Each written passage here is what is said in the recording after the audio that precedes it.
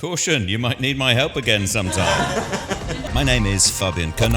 I'm a technical communicator, and I'm responsible for mediating between workshops and manufacturers. My typical working day goes basically like this. I come into the office in the morning and immediately check to see if I have any open cases, so that our fitters in the workshops get their answers straight away. Fabian is invaluable to our company because he ensures short communication paths and serves as a direct contact for specific issues.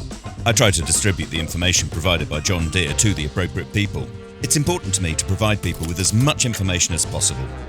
You can tell which machines run at what times during the seasons. Do you know where the Bowden cable is located? Behind there on the left in the cowl. I need to be able to distribute information to my colleagues. If someone calls me and says later, "Thank you, you've really helped me," then I'm satisfied and happy with that. As a technical communicator, I step in when my colleagues in the workshop identify issues and ask me whether I've ever heard anything about it. If I haven't heard anything about it, I try to find out what the cause might be. On the other hand, I'm the contact person in our company responsible for delivering this information to the right people, ensuring we have a central figure who acts as the link between them. Many people think I sit around all day and don't have to do anything.